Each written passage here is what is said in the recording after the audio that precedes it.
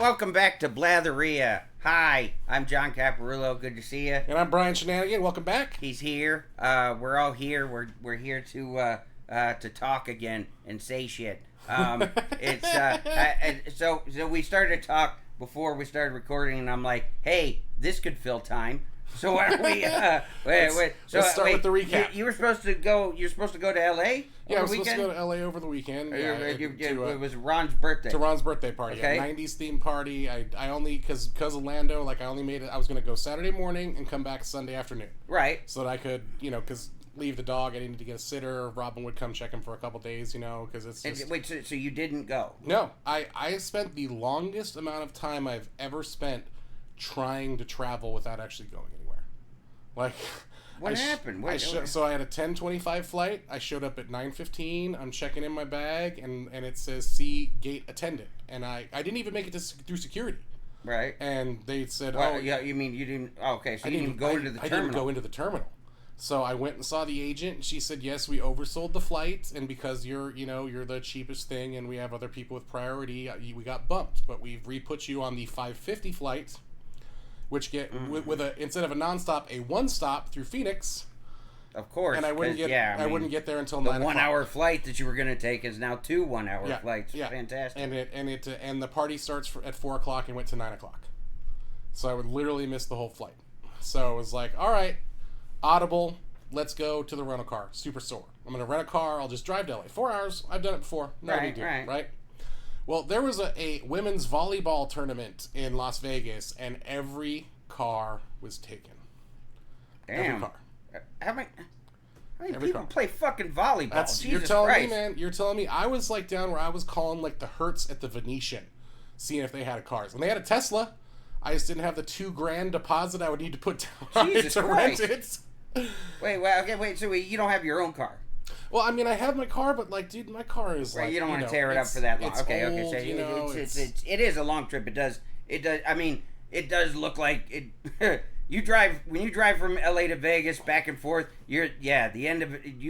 It looks like the DeLorean in fucking Back to the Future. It's a lot of up and down hills. It's a lot through the desert, and I'm like, dude, is that a body on the hood? Why? And I didn't want to get stuck out there, So it was like literally, I went to the rental car super center, and I was there for a good 4 or 5 hours, waiting for a car, just because as time ticks, I'm like, I'm not gonna make it. The further it gets, the party's at 4 o'clock, and so finally it's like 3 o'clock, and they say, we got a car for you. And I'm like, fuck, I'm not gonna get there for the thing. Like, if I finally go down there, so I go down there. Oh, because my office is by there, so I went to my office to not be at the fucking rental car place and wait, so I could do some work at the office. And I got there, and between the time it took me to get from my office to the rental car place, which is a 5-minute drive, it's up the street. Yeah. Someone else had returned another car and rear-ended the first car that was my car, and so both cars were taken out of service. Jesus Christ, man. So they're like, we can get you one at 5. So it's not like so everybody's like, oh, we'll have cars today, but it was a matter of when. So. That sucks. Because, it used to be, you could just go to the rental car place and they had cars. Well, COVID. Everything got all fucked up with they sold the supply chain. They had all those leases, right? They're multi-year leases, but they sold all the cars because nobody was renting them. Right. So they basically got rid of their whole fleet because of COVID, and they still haven't recovered to get back to pre-COVID fleet sizes for these damn rental cars. Well, hey, just as long as also as long as everybody stayed safe. But also apparently because fucking idiots. This thing is gonna keep reverberating through our lives for the next fucking decade, or probably beyond that. And it's like, I just hope a lot of the people can start to realize how fucking stupid the whole thing was in the first place. That the whole world got turned upside down over some fucking snot. Really? Yeah. Really? Yeah. And I don't want to hear about the because look, I don't want to hear about how many people fucking died or whatever, because I still don't think most of those people died because of COVID. They died with it. Sure, they had it, but they also, maybe it's because they got shot too. Maybe that's right. Maybe that's what did it, or maybe because they were fucking 97. Oh man, so soon. Really? Yeah. Shut up. He was already on death's door, but, the COVID got him. Right. You know, it really is. He's already in all these machines, but the COVID got him. Because, both my parents are now in assisted living, and it seems like, that's part of the check-in procedure. It's almost like, let's get a blood test, give you a hand stamp, and, oh, you got COVID. So, guess what? We're going to, it's everybody. And the thing is they fucking quarantine those places too. They seal them off. They make it so it's really hard to visit and everything. And still somehow everybody there gets COVID. And it's like I just, man, I don't want to make this episode of Blatherrhea too heavy. But that whole thing is just, it still doesn't cease to piss me off. No, but even because, that's why there wasn't can't get a rental car. You know what? Right now, I haven't had my brand of string cheese in I don't know how fucking long, and it upsets me. Okay, don't get him started about string cheese, guys. There's no reason that snot should prevent those cows from making fucking cheese. All right. Cache Valley motherfuckers. But also because there's less planes because of COVID, because there's less routes, so that's why I couldn't get another flight. All the flights were sold out. I could get one flight on another airline, and it was like $800 for a one-way. And I'm just like, dude, that's just not worth it for a one-day flight, Man. But it's like, and plus because there was so much bad weather in LA this week and so many flights were canceled. That's why there's so many little because people rented them and went one way. Yeah. So there just was not a lot of rental cars. You had a travel nightmare last week. I had or this week. I had one last week. I had a travel nightmare without leaving town. You didn't even get off the ground. Well, that's usually how it is though. Because if you've gotten off the ground, your travel isn't a nightmare. Because you're like, okay, we're good. Unless you have some sort of blowout, it's things are good if you're actually in the air. But if you're still on the ground. It sucks. I didn't even get through security. I didn't even go through security. You should be happy about it, especially because you were leaving here. Yeah. So you were at home, because I would hate to be stuck. That's something I can't. I can't be sitting at the fucking airport down the street from my house. So that wouldn't work. But that's still. That sucks that you missed. You missed. It was a one of a kind experience. I've never heard of anybody having. He's 40, right? Mm-hmm. And his birthday party was from 4 to 9. It was 4:30 to 9. Well, that was just was it at McDonald's? What the fuck? It's like I like the time slot though. That's pretty. But they ran the place. They had food trucks. They had all this stuff. It was just. Sounds great. Just. It was I guess I'm just used to adults having party starts at 9 and we just go till whenever. If your party's done at 9 o'clock, that means I got my night free. I don't have to mess. You know what I'm saying? You know what? Either way, I'm not coming to your party. But I just like to get invited. I don't like leaving the house, but it's I'm just saying for others. I just that time slot's just kind of funny. Right, it was still frustrating, especially when you see all the pictures from your friends. Sucks, hey, wished you were here. It's right. Man, that's a kick in the balls. But on the plus side, I caught up on editing, which is way to put a positive spin on it. Yeah, great. Oh wow. Well, what happened to you this week, Cap? Anything? Not much of anything, really. Let's see. I think this past weekend was I think Jamie had a few things that she wanted to go do, and so me and Matt and we were just at home, hanging out, playing video games, and I got her into. We were playing Tekken. Nice. It was you know what? When we first started playing, because I'm no expert at all at Tekken or Mortal Kombat or anything like that. But we played it on. We have the PlayStation Plus thing or whatever. I just have a PS4. I've never gotten that 5 yet, and we start because we started out playing Frogger, and you think what a waste of a PS4. We're playing fucking Frogger, but we were playing that, and then I was like, we want to play. What about a fight game? We should try that. And at first it was I was kind of letting her. I win, but I want to keep her interested, so I let I win one, and then she wins one. But after a while, especially because we played a second night in a row, and it was I was like, damn. I'm down 9-6, and I didn't try to do that. It's I just took a fucking L, and from my 7-year-old, she just whooped my ass with fucking using some fucking badass Asian chick with fucking kitty ear headphones and shit. So it was kind of cool. I like being the animal characters on there. I like tiger dude. Yeah, King, the guy with the tiger. But they just have a fucking. There's just a bear. Like I just want to be. Yeah, it's like I like it when Heihachi has to fight a bear and I'm the bear. But yeah, we were playing. We were doing shit like that, playing. Just playing video games and hanging out. I know, and I hate that. Like tomorrow's like a. I mean, like I know that there's gonna be a whole because my wife is responsible for this. She's gotten my daughter way too into holidays and birthdays and shit. She gets way too excited over that. And 2 of our cats' birthdays. So it's like, did you say 2 of our cats' birthdays? No, because you have to realize when these are the first 2 cats, and I remember on their first birthday because I've said this. I'm okay with it. I love the cats, but they don't give a fuck about their birthday. And not at all. But they don't they don't think that like they. I mean, we don't like. I remember their first birthday because it was the first 2 cats, Mouse and Boo Boo. I remember. Not only did we have a cat's birthday party for them, my in-laws, my wife's parents, came to our house. They came to our house and knocked on the door. Like, hey, we're here for the cat's birthday. Like really? I'm looking at these people like, you guys feel okay about this right now? You just drove across town to go for the cat's birthday, God. And they had party favors made up, and Cap, Jamie goes all out for shit like this, and I remember we had these fucking they were birthday hats, but they were cat hats, and the only 2 individuals not present in when we were cutting the whatever cake. Were the cats. They were scared as fuck.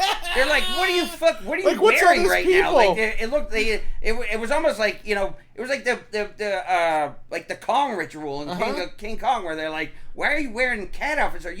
This is it. You've kept us here for a year. You're gonna eat us. I knew it. And they fucking ran upstairs and hid. And I didn't fucking blame them. But yeah. And so tomorrow is their 3rd birthday. And we gotta. Is it the birthday or the adoption day? We're gonna have no. It's their birthday. So you know the birthday. So we know the birthday. Because Lando's adopted. I have no idea what his birthday I think it was a rough estimate. I don't know, but I know how old they were when we got them, and then I don't know if they told. I think they were born at the shelter or whatever, the SPCA. So I think they knew when. Cap, you got so many animals. How many? We have a week. Like it's the lizard's birthday. Pretty much. Next week there's a lot of. There's one that has the same birthday as Madden. There's one that has let's see, Little Buddies is of course his is on October 31st because he's a black cat, and of course he's a Halloween kitty, so of course his birthday's Halloween. It's one of those things like I've always with my Basset Hound Barney, like I always remembered his birthday. I mean, I knew what it was, but it could come and go, and I forgot. Oh shit, it's your birthday. Here's a big bone. And he'd look at me like, hey, yeah, what? Thanks for the big bone. Yeah. I mean, but so we're this is gonna be a thing at my house tomorrow. Is like not only we have the first Tuesday night Kimmel Club show, but I gotta have cake and ice cream with the fucking cats before I come to the show. So that's how I'm living. Yeah. I'm an adult. Yeah. Living a life, Cap. Yeah. So, do you reuse the same party favors from the last cat birthday? Like, do you have a cat birthday box? Oh, come on, we're not gonna insult them. Come on. We want some pissed off, spoiled cats. You understand? I'm not trying to. Oh my God. What if they leave us for another family? They won't. They're kind of your captives at this point. Like. They pretty much they're afraid to fucking leave the house. So yeah, I don't think there's any. We're running any risk of that. Well, the Mormons will bring them right back. One of the newer ones, Goody, she tends to try to make a break every now because she still wants to see what's outside. Mm-hmm. But she'll get over that. Are you a leash cat guy? No, my daughter wants. I know. Madden and Jamie, they did, because the cat, the third kitten we got, I talked about it on stage. She died because it was the spay surgery. I blame the vet. She came back home and she was not what they said. She had an enlarged heart and everything, and it was but she died of COVID. And she was not well after the surgery, and we knew it, and we felt like we should have done something sooner. I remember we called the vet and we're like, she's not handling it well, and they're of course like, no, she's fine, and she wasn't, and she died in my arms, and that was fucking awful. And damn.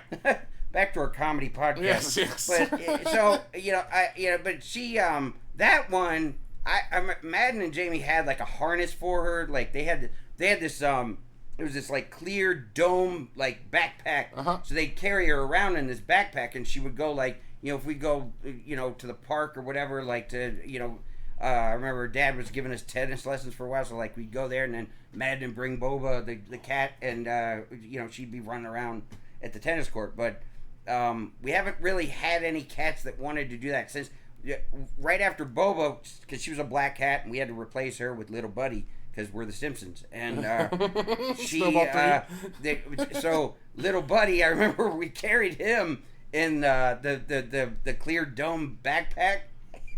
We took him when we were actually looking. We were looking at houses. It was the house we ended up moving into with the house we live in now. We're standing there talking to the realtor, and we're about to leave, and there's these people outside the door because the next people are going to come in and look at the house.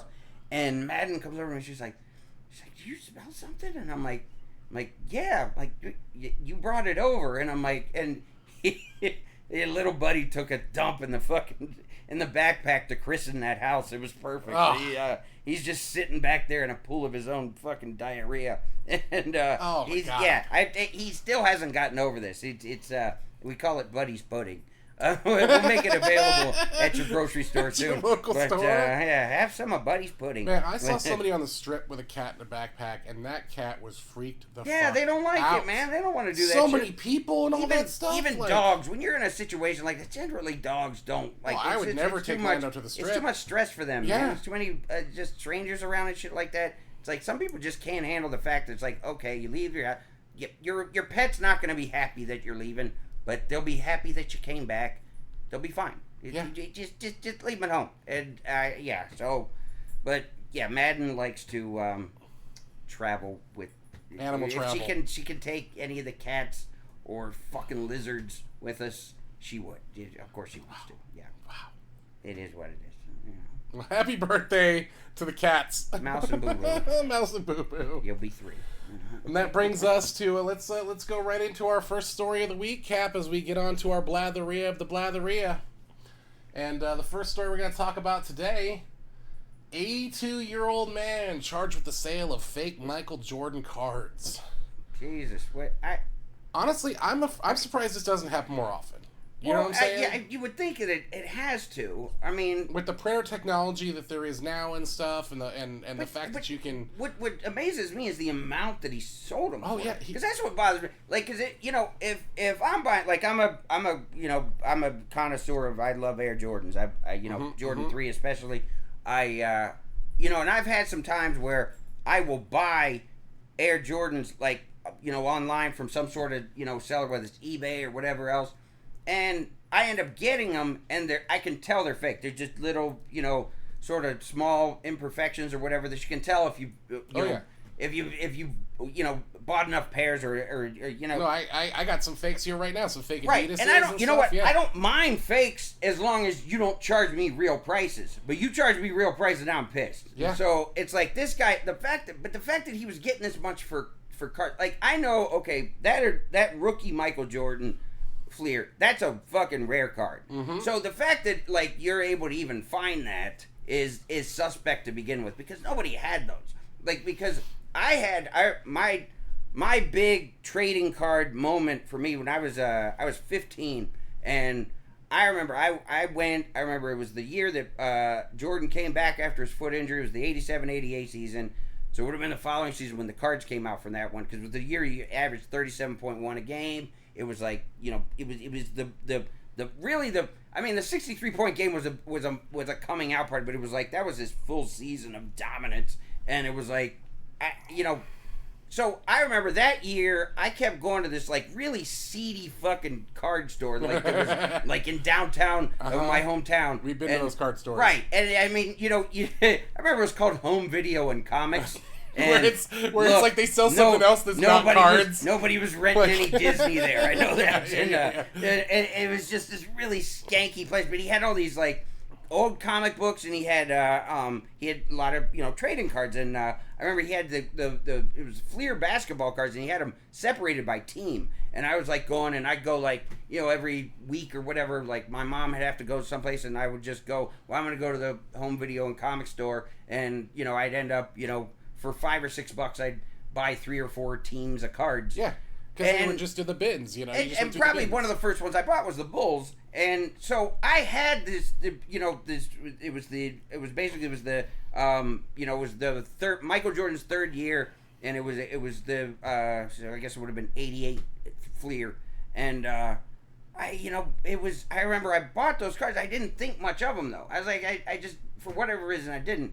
So I'm 15. Fast forward, I'm 15 a few years later, and my brother-in-law, or my future brother-in-law at the time, he was like, "Hey, I'm gonna go to this card store at this mall. You want to go? I'm gonna go try to sell some cards, cause whatever reason." And I was like, I wanted to buy Super Tech Mobile, so I was like, I needed a hookup, and I needed to get some cash, and so I was like, I started scrounging together some of my cards, because I had whole sets of Topps football and shit like that, and So I scraped together, and I was like, I figured out that I had a John Elway rookie, I had a Lawrence Taylor rookie, I had a few other, Jerry Rice, whatever. Decent cards. Decent cards. And so I put them all, stupid enough, I put them in a photo album. So it's like, yeah, let me put them on some glue. And it was dumb. And so we go to this card store, and I remember thinking, Elway rookie, huh? And they're like, yeah, whatever. And they go, and they're like, and they just start obsessing over this Jordan card. And they tell me that the card was worth, they showed me the Beckett's thing back at the time, like, which was the Bible of trading cards. Like, it said that the card was worth, in mint condition, was worth something like $95. I'm like, when you try to buy Super Techno Ball, that's a year's salary for me at 15. Like, what the fuck? $95? Fuck out of here. And they're like, well... But the thing is it got a little glue on here from your photo album, whatever. And I'm like, they could pick it off though. And it was like, little glue here. So we'll give you 35.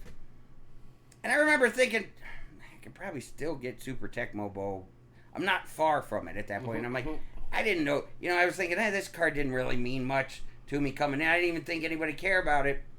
And I sold it to him. And I remember, for the next probably 5 years, I was obsessed with cards, like trading cards or something, because I was like, I had to somehow get back what I just sold off, because I ended up selling a few of the other ones too. Like I still have a lot of them, but like Magic Johnson, a few other guys, like I sold their cards, and and it's like but the thing about the trading card industry, if you know anything about it, it fell apart. Yeah. Like, no, they're worth shit now. Like, I absolutely worth shit. They're worth paperweight. The card that I bought, now, and you can put it up on the screen if you want, it was the 88 Jordan. It's a silver, it's like got a silver trim around it. It says Bulls up here, Michael Jordan. Anyway, that card that I sold, I remember finding it on Etsy, and I want to say roughly around 2013 or 14. When I just, I was like just looking around online. Just sticking around, yeah. And it was $40, and for all I knew, it was genuine.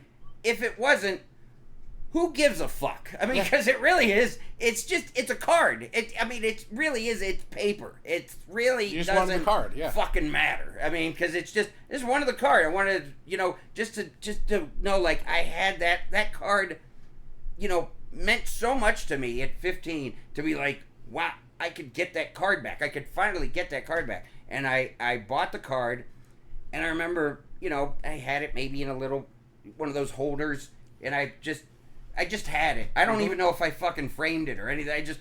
Well, I got it back now. I'm good. Yeah. And I remember it wasn't much longer after that. I remember it was Jamie's birthday or something, and I remember, I think it was like it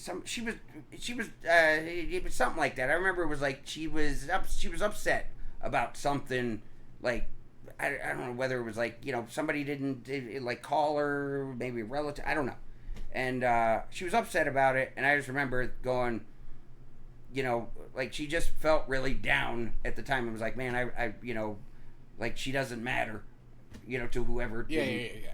And I was like, so I decided, I was like, here's how much you mean to me, and I wrote on the card, I was like, I love you, and you're I think you're pretty great, and this is how much I love you. I just wrote all over my this Jordan card that I've pined over for the past 25 years. And so yeah, and I think she still has it framed in her office, whatever message I wrote on it.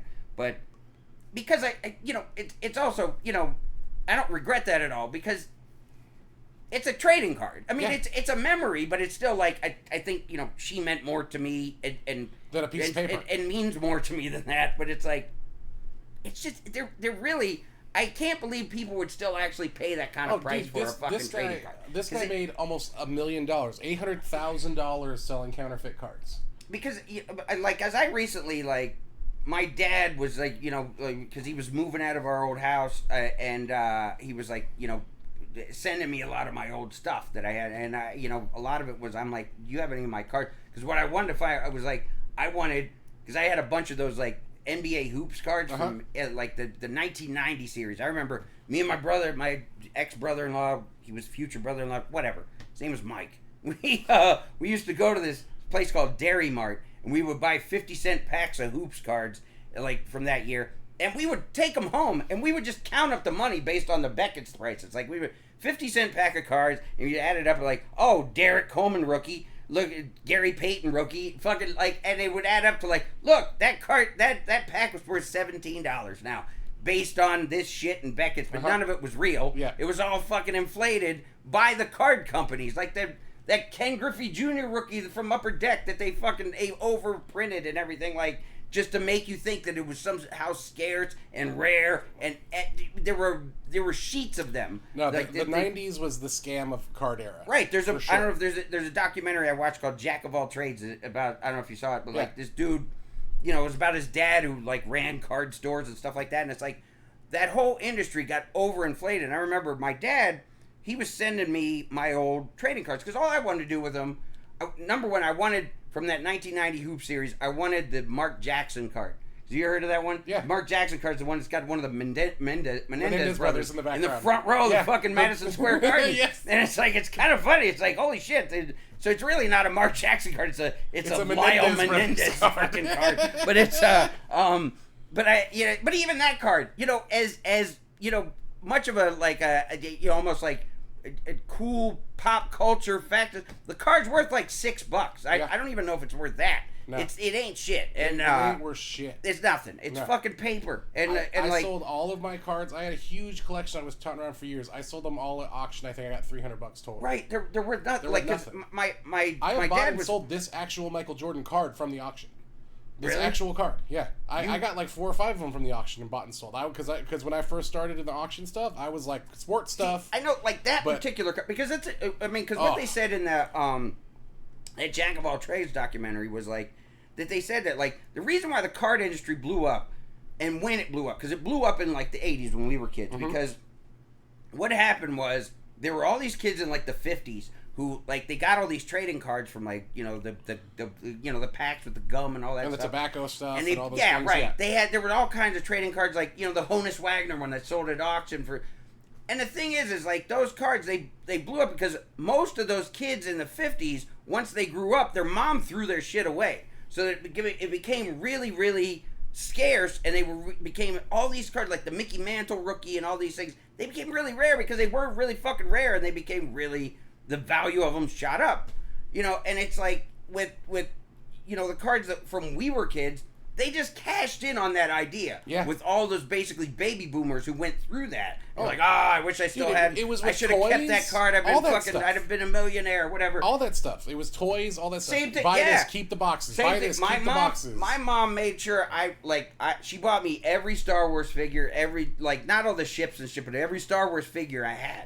And I was like the only one in the neighborhood who wasn't allowed to. I couldn't take mine outside, and which I was fine with. But I mean, it was still like I wasn't allowed to fuck mine up and take them outside because when she was a kid, she had Barbie dolls that ended up get thrown away or whatever, and they blew up in value in the late 70s, early 80s. So she's like, I'm gonna do the same thing. For my son, I'm gonna buy him these Star Wars figures, and they're gonna go up in value. And it first of all, you have to keep them in the box, or at least keep the box. And my parents I kept the backings. I didn't keep the plastic thing, but I always kept the backings off them. I still have all of those, but but still, even the figures themselves. I had a few where I had a whole box of my Star Wars stuff that when we were moving to Vegas got left in one of the houses that we ended up in, one of the first few houses that we ended up because we moved around when we first got here, and this box got left there, and it had my Hoth set, my Indiana Jones action figures, my fucking and my I was even looking up the other day my fucking Wampa is gone. And I mean, do I have a real use for my Wampa at fucking 47? But it's not really, of it, but it is, and I mean a lot of it. Me and Madden would play together with a lot of these stuff. I remember she would make me play. We would play fucking school. And she would make me put Luke Skywalker, fucking they were all the students. It's fucking boring as shit. And we would use the action figures for stuff like that. But it's still it's been mass produced. It's not really worth what it used to be. I still have almost every toy I ever had when I was a kid. Mm-hmm. They're in boxes in the other room. Yeah, I still have a Scorponaut Transformer, the big one, in the box. It's worth $700-800 now. And it's I just leave it in the box. But it's also once I started selling stuff online, it just nostalgia wore off a little bit because I'm if I really want it, I can buy it again.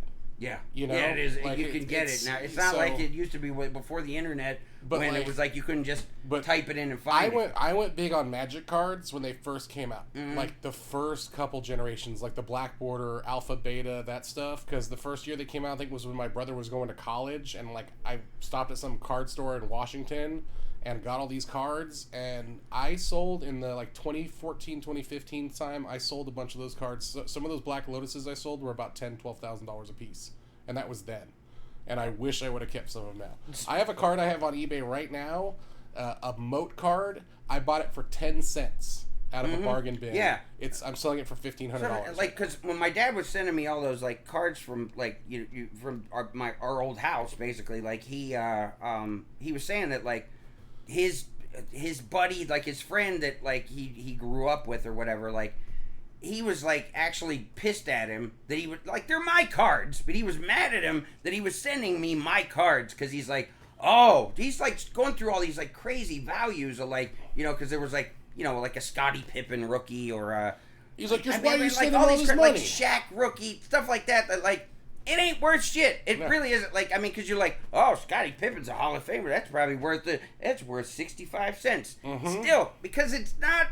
There's no scarcity. It's just fucking paper. It doesn't last long. It's not jewelry. No. It's fucking paper. And that's why people sell that shit at the auction, because people don't have time to look it up. You only have so much time before the auction's over, and you're oh my god, this Michael Jordan rookie card's only $20. It's got to be worth more than that. I gotta buy it. And you know what they do with those auctions too is that there's basically they inflate the values of these things because they promote somebody will buy if somebody bought that card or the Honus Wagner card. I think that ended up being revealed as some sort of scam too, because it was they blew it up. They said, oh, so and so bought it at auction for $3-point-something million, a fucking card, but then it then gets this idea they've done it with video games too, certain copies of old Nintendo games, where things they're new and sealed in the box, right? And stuff. So they'll be it's somebody paid that. So now suddenly it's worth that. And really, nobody paid that. It's basically,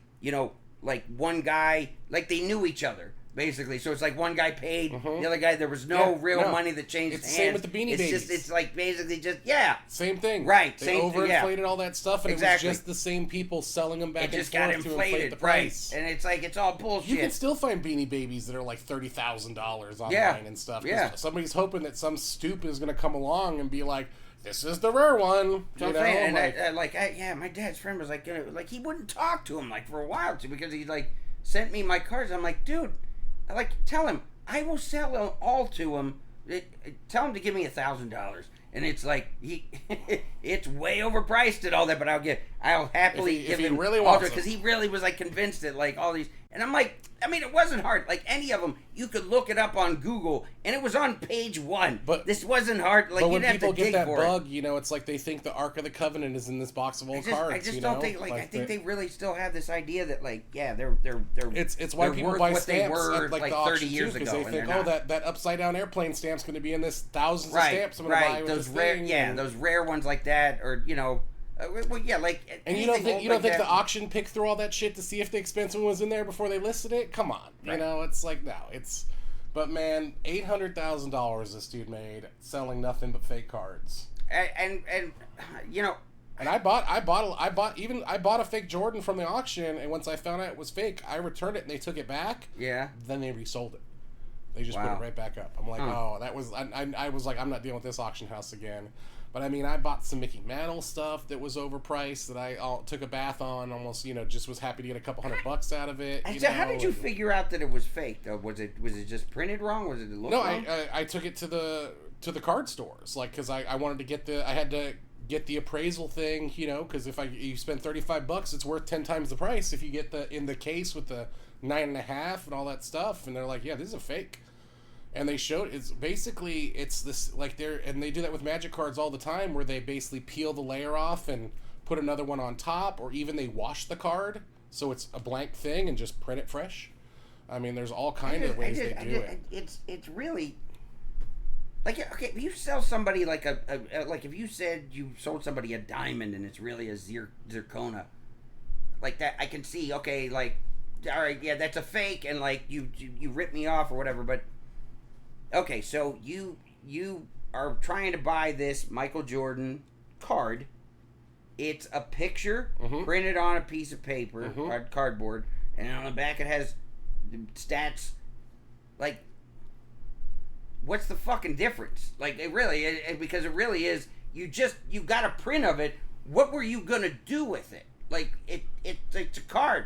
I did with all my cards, because I got a lot of time on my hands, I made some collages. I took a bunch of them, I took them in a frame, and I collaged like some old some you know the 90s Bulls, or like I made some Browns ones from like all my, you know, when I was a Browns fan as a kid, like all the different because they're worthless, and as long as they meant something to you, it's like, okay, know? It's all it is. Yeah, it's just a nostalgia thing for me. It's like, okay, that's cool. I like putting it all together. It's, you know, it's kind of a cool thing to hang in the new house or whatever. Okay, great. But I don't understand. Like, yeah, there's really, I don't see there being any sort of like, you know, industry there. Like, what are you gonna get out of that? Like, it's a piece of paper. And the scam still goes on. I mean, it's just I see it just Whatnot, you know, the platform I sell on, it's like a live, like everybody has their own home shopping thing. The number one, like one of the top things on there besides pop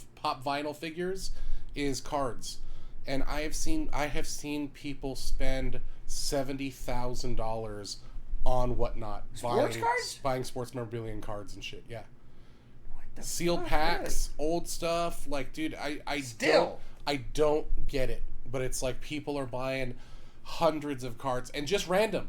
Like a lot of these, they're like, it's just a random box. Like, all right, we're going to spin the wheel and you're going to get whatever team it lands on and blah, blah, get that pack. And it's just like, so you're paying $300, $400, $500 for a random spin and you might get a good card in there. I mean, it's crazy to me. Yeah. I mean, people are doing it with the Pokemon cards and that kind of stuff too, but at least like with those, it's a game. It's a game you still play. You know, like, so you're collecting the cards, you still use those cards to play a game, but with sports cards, they have some sort of value in that. Yeah, right. There's no it's just literally a picture of a dude. It isn't at all. It's just like, okay, you have it, and it's like, okay, so it's in a display case. Okay, there it is. And the only thing that makes it a conversation piece is the price, doesn't it? I mean, the value. And they do the pack openings where the guy opens the pack and he's like, "Oh, there you go. There's your hologram, John Elway, blah blah blah, right, worth $600." And it's just like, is it? Right. Is it? Yeah. You know, because they're still doing the same shit they did before. It's just, honestly, I feel like there's almost more collusion now because there's only 2 or 3 sites that do all the pricing for this stuff now. Yeah. And you know, and then they take off of eBay or Amazon, wherever the people sell the stuff, and just kind of come with an average. It's just like, it's just a lot of people get into it just because they're like, oh, I can make quick money, and that's still what it comes down to. That's what it always was. Like, that was the draw of it. Like I said, when we used to buy those 50-cent packs of fucking NBA hoops, and you go to the price guide, and because you know, there was no Google. At the time, there was just... No, you had those fucking magazines. Beckett's, and so every month another one came out. That was it. I had stacks of them. Because you'd fucking go through and be like, what is it this month? Right, you know? yeah. Like, and it was... You would just... Like, it would and then you go to the store with your Beckett's and your card and be like... You go to the and card they'd be like, store. I'll give you somebody 10 have a card cents. store, and they would never give you even close to what the value was because they weren't going to be able to turn a profit because they were going to sell it to some other schmuck who's going to fucking just pay... Yeah. It's just a cyclical thing. It becomes really... No, and even with the Magic cards, I wasn't collecting Magic cards. I just like to play the game. Yeah. That's why I collected so many cards, because I needed them for the deck so I could play the game. Right. And then once I got out of Magic was once they went, oh, you can't use your old cards anymore. Once they're a certain age, you can't use them. You got to buy new cards. And I'm like, psh. I still play, but I play digital because I don't have to buy the goddamn cards. Yeah, don't get me started on that. I play Madden, so you know the online vibe. Yeah, they're not even really tangible cards. They're just, old man fake cards, and in the end, he got released without bail. Like they're like, just go ahead, old man. And he's like, I didn't do nothing wrong. Right? The fact that he's 82, I don't know if they're really. I know I've probably sold counterfeit stuff. Yeah. You know, like I know how to spot counterfeit purses, shoes, all that shit from selling for so long, and sometimes it's just like, all right, I go dump it at the auction. Let them deal with it. I just say, you know, Prada like. You know what I'm saying? Yeah. But transitioning topics from old man selling cards to old lady dying. Right, because comedy coming at comedy, because comedy plus death equals funny, I guess. I don't know. But this old lady, Arizona grandmother, made M&M themed funeral casket. So that's because it went. Oh yeah, I read a little bit of it. It was like her initials. Her initials were MM, and then it was MSM, but the way she wrote the S, right? It looked like the ampersand thing or whatever. So, which the only reason, you know, the thing that this reminded me of was the okay, like I don't know, like if you ever watch like those like American Gangster and shit like that, like those series about like, you know, like all the, you know, the the top drug dealers and shit like that of all time. Like the one that's always got me is the I think it's in that like Whiteboard Rick stuff and things like that. But there was a drug dealer in Detroit in the 80s named Maserati Rick, and he became basically, world famous because I'm talking about him. I didn't know him. I didn't live in Detroit. His name was Maserati Rick, and the thing that always gets me, they said this completely with a straight face. I remember watching the documentary about him. They're like, Maserati Rick got, you know, somebody shot him, somebody killed him, and they said they buried him in a casket that was made out like his favorite car, a Mercedes. It's like, what the fuck? He's Maserati Rick, and you buried him in a Mercedes. Yeah, we're saying like, the Maserati. Like, does anybody see anything wrong with that? Like, really? Like, it's just, here lies Maserati Rick, and you put him in a Mercedes. Don't they do that same kind of thing? That's all I got for like that. In the South, like in New Orleans and stuff. Like they always do like those elaborate caskets and stuff for the burials down there. I think that's kind of it's more of like a Southern thing, you know. I guess I don't. But the thing that gets me with this one especially is like, you look at it. It's an M&M casket. It's going in the ground. I mean, it's going to be... They built it before she was dead. Worms and everything. She had a hand in building it. And I'm like... I don't know how you could have fun with that. Just be like, oh, it looks so wonderful. I can't wait to be in my M&M casket. You know? Man, just like, I don't even... I said... I want to be cremated, I guess. I don't... Because I don't want to take a chance of me waking back up in that box. So it's like, look, just turn me into fucking ash, and then... and like, you know, a lot of people like, you know, hey, spread my ashes in, you know, San Francisco Bay. I want you to throw me in somebody's pool. Give me the Walt Disney. Throw me in somebody's pool. Put my head in a jar and keep me alive. That's what I want. He wanted his ashes spread in your yard. Like, he wanted his ashes spread all over your house or whatever. Like, just piss somebody off with my ashes. That's fine. Keep me alive like Walt Disney. Keep my head in a jar. That's what I want. That's what I want. Futurama style. Right. Yeah, but I don't have anything else for this one, Cap. That's fine. Like, the only thing that reminded me of, like I said, Maserati. If your name is Maserati Rick, you should be buried in a fucking Maserati. Don't give and so we buried him in a Mercedes, and they're just like, no, that makes sense. No, it doesn't. I mean, it just doesn't. It God damn it. Well, let's keep it car themed. And stick to this story. Is from the AP. Maine motorists appeal to keep naughty vanity license plates. Now, the license plate in question is Love Tofu. But, okay, that particular one, but they said that they were basically recalling or whatever. There's like 200 and something they were calling. They said they were because what it was before was they said that there were, you know, like they were allowed to basically put whatever on their license plate.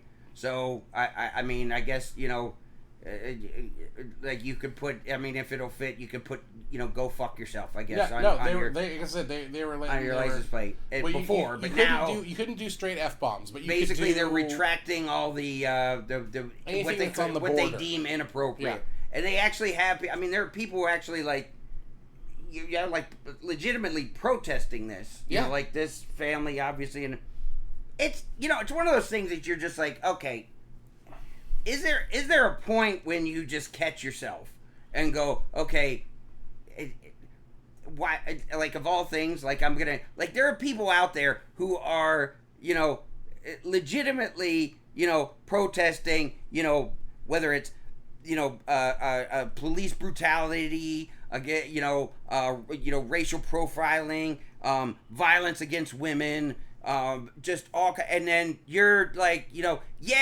I'm a revolutionary too. I'm here campaigning so my license plate can say penis. Like, really? Like, is that really, like, you really think that you're using your time wisely at that point? Like, I mean, of all things that you could spend all the energy to protest is like, I can just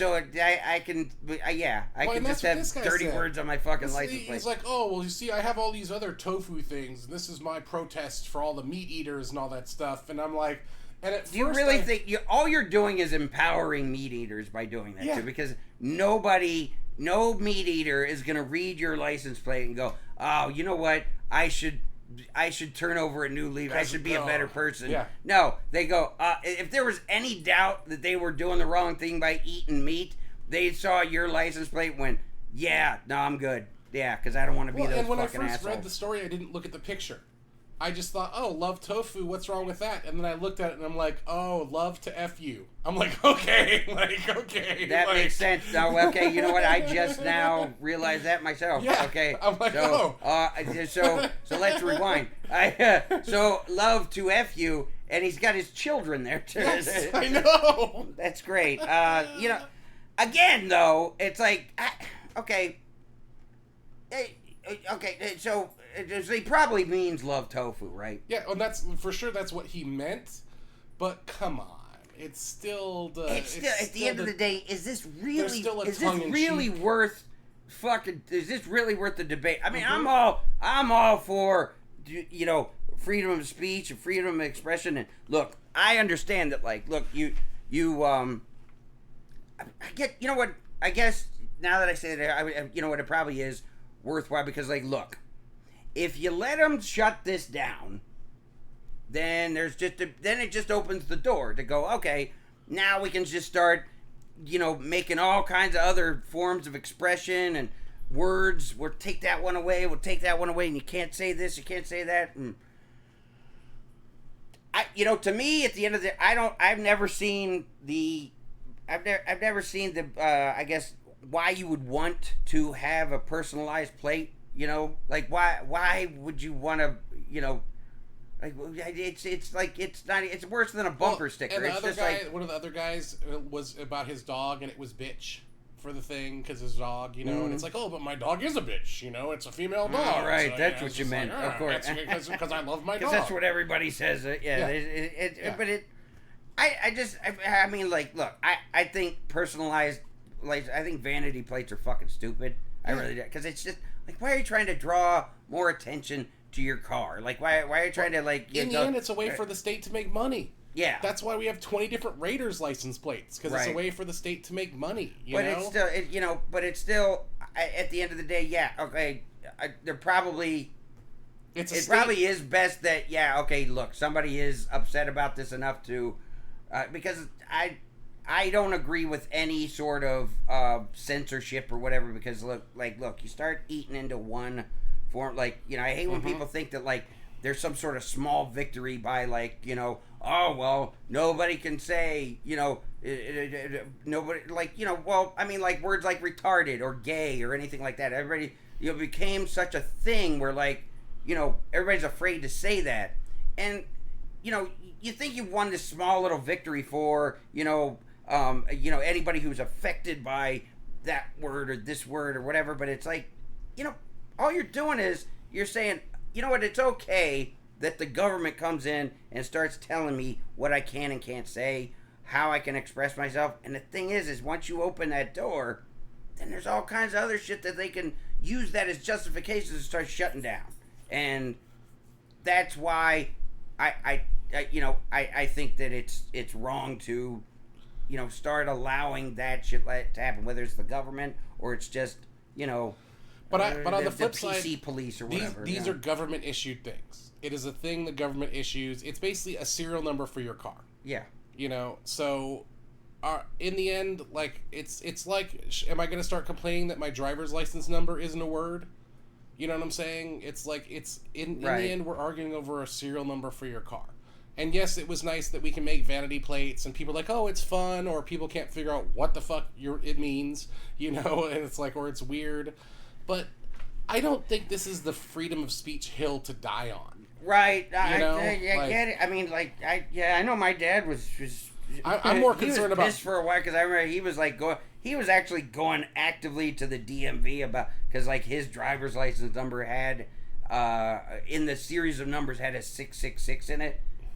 And, and it's not like we ever went to church. I mean, I think he did as a kid, but, like, he made this a thing where he's like, gee, I don't like having that. And it's like, I gotta go.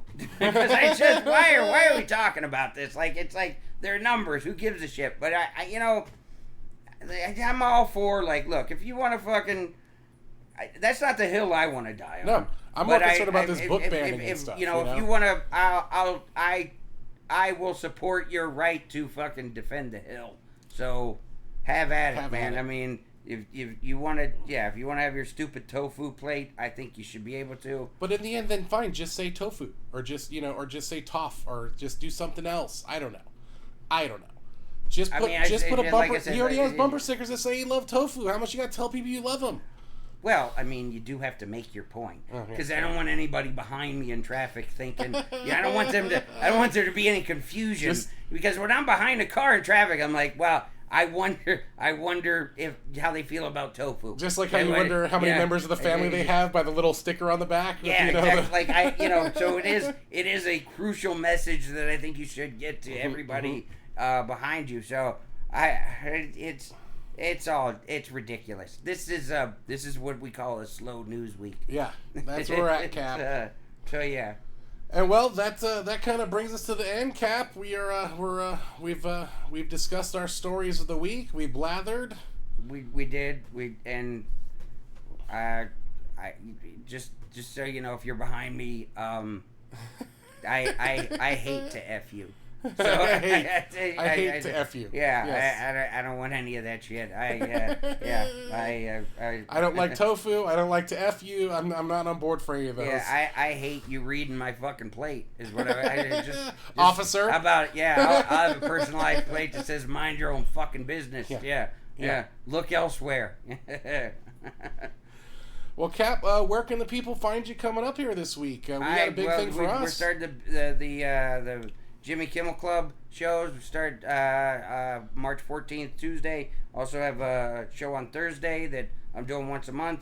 Brian Shinanigan will be there. Also, this week we have Parker Ty with us, and we're starting this week and every Tuesday after that for the foreseeable future. So come on by if you're in Vegas. Come check us out. 9:30 on Tuesdays at Jimmy Kimmel Club at the Link. Yeah, and also we're Tuesday we're 9:30, Thursday we're 7:30.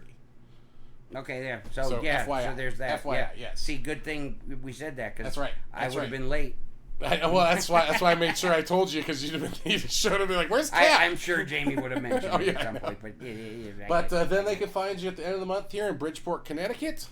And man, you doing a lot of East Coast, Connecticut. Then we got Saratoga Springs in April. Yeah, a lot of long fucking flights. Yes, fantastic.